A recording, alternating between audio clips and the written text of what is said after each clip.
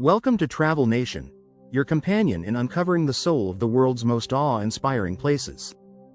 Today, we journey not just to the Vatican, but into it, past its gold-gilded facades and marble floors, into its bones, its breath, and its beating heart. This is not a tour. This is an intimate encounter with a sovereign state, a spiritual throne, and a living relic of empire, faith, and genius.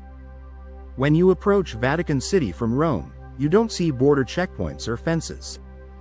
But once you step into St. Peter's Square, you have left Italy and entered the world's smallest independent nation, one that wields spiritual influence across every continent.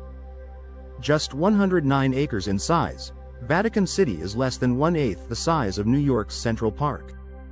Yet this sliver of land contains more cultural, religious, and historical weight than entire empires. What you're stepping into is more than a religious site. This is the center of Catholicism, the seat of the Holy See, and the papal monarchy of the Bishop of Rome, the Pope, who is both a head of state and a spiritual shepherd to over 1 billion people. The cobblestones beneath your feet echo with centuries.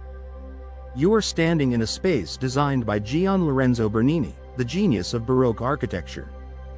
The oval piazza, flanked by 2 sweeping colonnades that resemble open arms, was engineered to welcome pilgrims from every corner of the earth.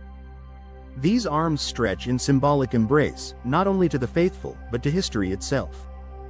At the center of the square is an ancient Egyptian obelisk, more than 4,000 years old, that once stood in Heliopolis before being transported to Rome by Emperor Caligula. It has watched the rise and fall of Rome, the martyrdom of Peter, the crowning of emperors, and the daily rituals of popes.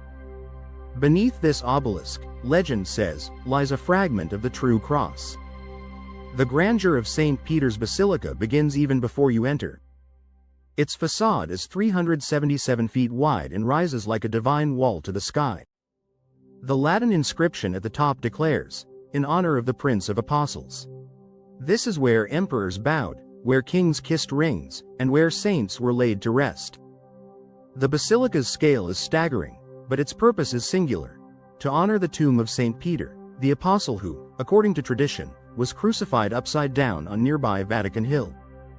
Cross the threshold, and you're enveloped in marble, light, and silence. The nave stretches for hundreds of feet beneath a coffered ceiling of gold. Your eyes are drawn upward to Michelangelo's dome, a design that defied gravity and expectation. Inside that dome is inscribed, in Latin, "You are Peter, and on this rock I will build my church." It is not only a spiritual claim, it is a political one. It asserts divine legitimacy for every pope who has followed since Peter, who lies entombed directly beneath the high altar. To your right stands the Pietà, Michelangelo's masterpiece sculpted when he was just 24. No sculpture in history captures both divine sorrow and maternal grief as powerfully. It is Mary at her most human, holding the dead body of her son not as a queen of heaven, but as a mother who has lost everything. But the most sacred site is hidden beneath your feet. Down a narrow staircase, past flickering lights and marble corridors, lies the Vatican necropolis, the ancient Roman city of the dead. This underworld, unearthed during excavations in the 1940s, is where pagan mausoleums and early Christian tombs coexist in uneasy silence. Here, archaeologists discovered what is believed to be the actual tomb of Peter, marked by crude graffiti and wrapped in centuries of mystery. His bones, tested and studied, were from a man in his 60s, of robust build, buried reverently, directly beneath the basilica's altar. From the sacred to the sublime, we move next to the Vatican Museums, a complex of over 1,400 rooms, galleries, and chapels filled with the intellectual and artistic treasures of Western civilization. These halls are not simply for admiration, they are the Vatican's declaration that beauty is an act of worship. The Gallery of Maps is more than cartography, it's a 16th century vision of the divine order of space and geography. In the Raphael rooms, commissioned by Pope Julius II, the Renaissance reaches its intellectual height. In the School of Athens, Plato and Aristotle take center stage, surrounded by the greatest minds of history, including, subtly, Raphael himself and Michelangelo, painted in a corner with the face of melancholy genius. But none of this prepares you for what comes next. The Sistine Chapel is not just the crown jewel of the Vatican. It is the cosmic heart of its theology and its mystery. Michelangelo's ceiling is a theological explosion, a visual scripture stretching from creation to judgment. Here, God does not thunder from the sky, he floats, breathes, and reaches. The famous creation of Adam shows not a lightning bolt, but a near touch, an electric moment of becoming. Behind the altar, the Last Judgment, painted decades later, is a darker Michelangelo, one that confronts mortality, redemption, and divine wrath. But this chapel is also a political nerve center. When a pope dies or resigns, 120 cardinals from around the world enter this chamber for conclave, a ritual unchanged in centuries. They are locked inside, their cell phones taken, their windows covered. They vote until one name gains 2/3 support. Then, white smoke rises. The crowd in St. Peter's Square erupts. A new pope has been chosen. A man in white will soon step onto the balcony and greet the world. Habemus Papam. Outside the museum and chapel lies the Apostolic Palace, the private realm of the Pope. Few ever glimpse its secrets, its gilded corridors, papal apartments, and frescoed ceilings. This is where daily governance happens. Where spiritual messages are written. Where the weight of church doctrine is debated. Inside is the Vatican Library, one of the oldest and richest libraries in existence, with over 1 million printed books, 75,000 manuscripts, and a secret archive of correspondence with emperors, revolutionaries, and saints. Guarding the Vatican is the Swiss Guard, perhaps the most misunderstood soldiers in the world. Dressed in Renaissance garb, they appear ceremonial. In truth, they are highly trained, multilingual, and fiercely loyal.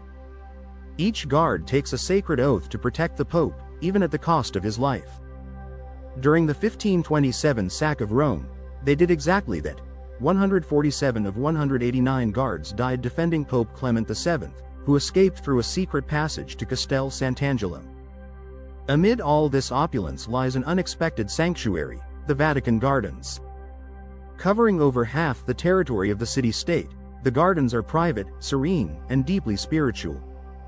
Here, among olive trees, winding paths, and quiet chapels, popes have walked, meditated, and prayed for centuries. It is the only place within the Vatican where one can be alone with God, far from the eyes of the world. And then comes evening. The square falls silent.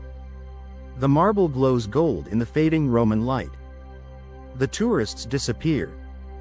The Swiss Guard changes shifts. Lights flicker in the Pope's windows above. Perhaps he is reading Aquinas. Perhaps he is praying. Perhaps he is simply watching the moonlight spill across the dome of the Basilica, the same dome that Michelangelo once said seemed to touch the heavens. The Vatican is not merely a monument. It is a paradox, a fortress of humility, a kingdom of the poor draped in gold, a city of ancient rituals negotiating the digital age. Its walls hold the voices of saints, the ink of philosophers, the brushstrokes of divinity, and the thunder of history. And still it stands. Holy. Political. Eternal. Thank you for stepping inside this sacred mystery with Travel Nation.